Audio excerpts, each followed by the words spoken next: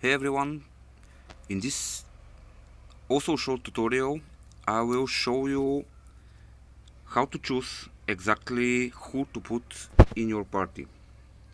Now let me just show you. This is what my party looks like. Now I changed the Archangel and I will show you why.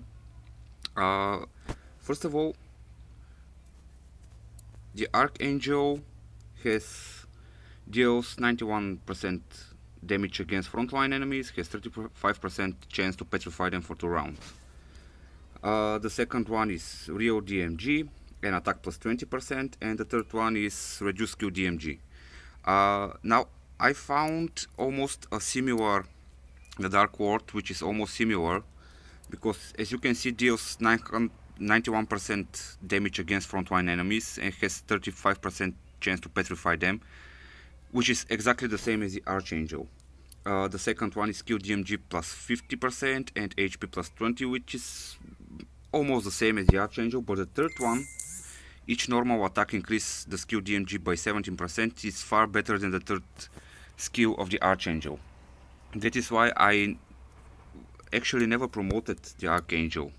As you can see, he's still under promotion. I have the resources, but I think it's not valuable to me anymore.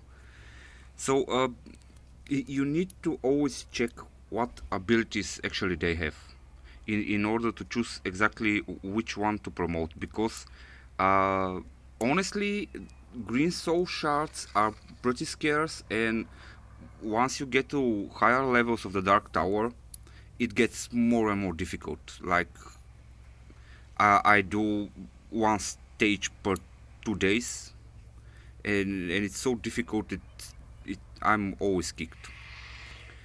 uh, Let me just summon, let's see, and nothing. As I told you in my previous video, the draw of heroes is completely random. Basically I do not spend games for this, because I know that I will get a 3-star or 4-star hero at max. So I just spend when I have scrolls for this. You see my luck is pretty damn low.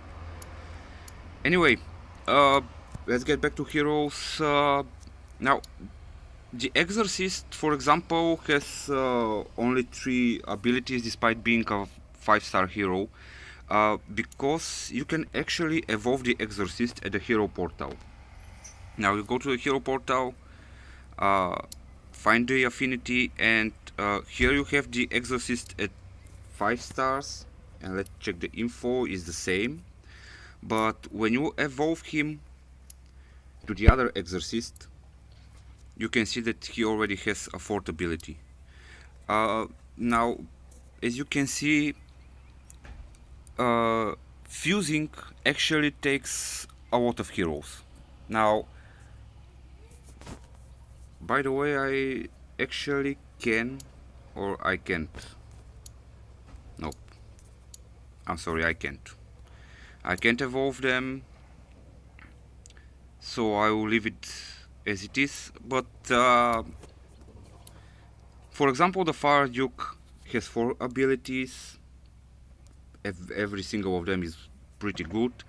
And about the 4-star heroes, I was using Banshee, but as you can see, she has only 2 abilities and not very helpful. So I evolved her to level 60 and leave it that way, without promotion, without anything.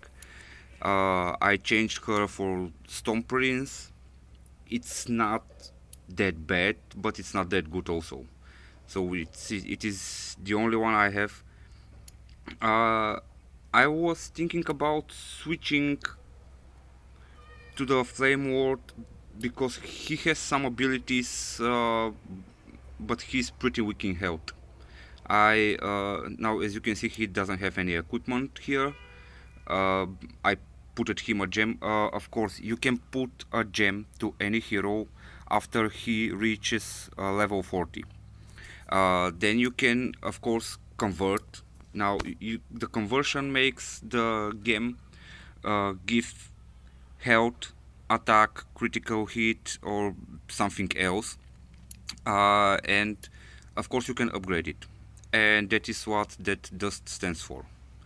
Uh, but as you can see, I didn't equip it with full equipment, one of the best that I have. It barely reaches the health of, let's say, Storm Prince. So this is one more thing I consider the health boost that is given to any other hero. Now, I don't use Murmangard, but to be honest, Murmangard is pretty good.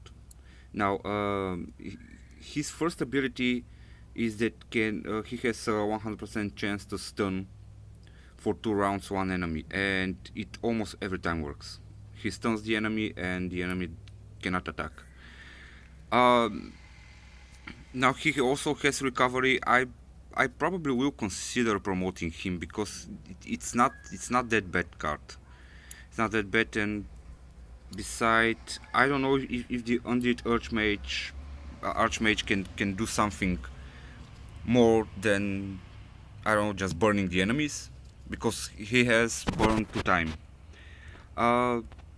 Now, basically, it is very important to understand what the current heroes' abilities are, because regeneration is very important.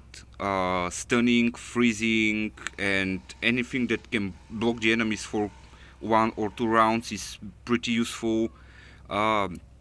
Healing is also useful. I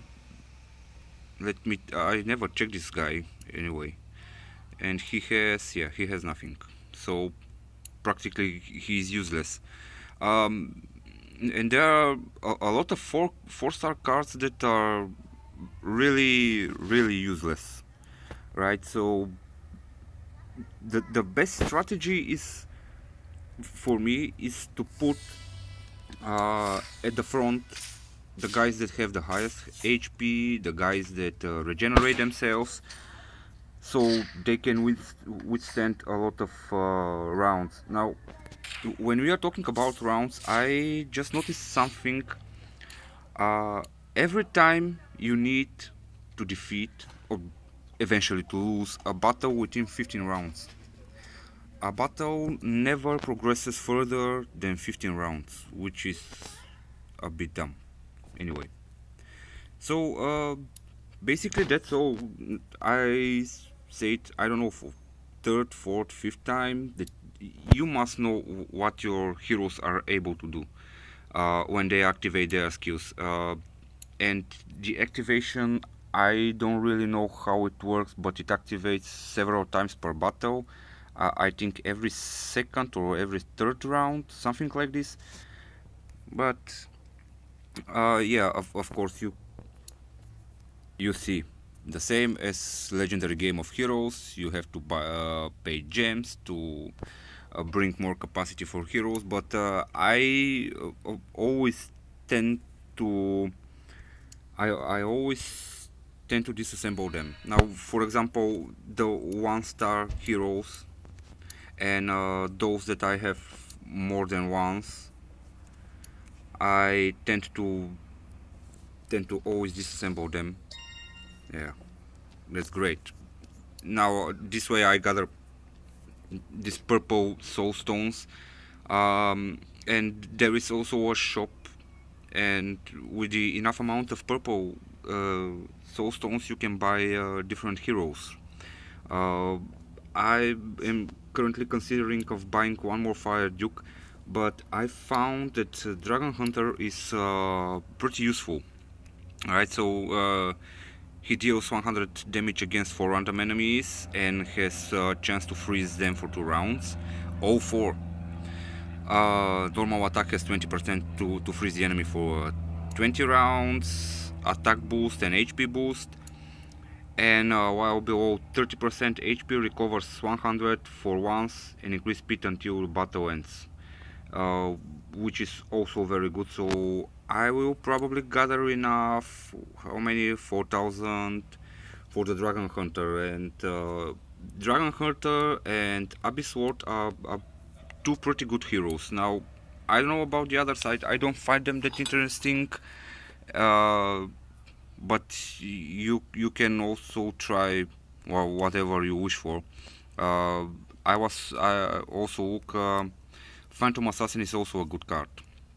Now, normal attack strikes to random enemies for 100 damage, so he basically attacks twice the same amount of attack onto enemies and recovers 70% when HP when you make a critical hit.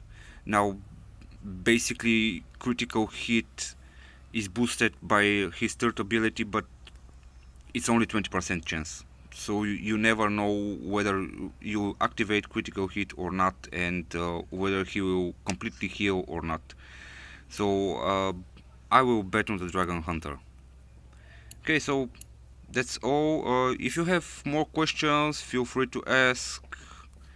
I will make another video soon, as I'm not good at doing videos. I honestly suck at this, but anyway, bye for now.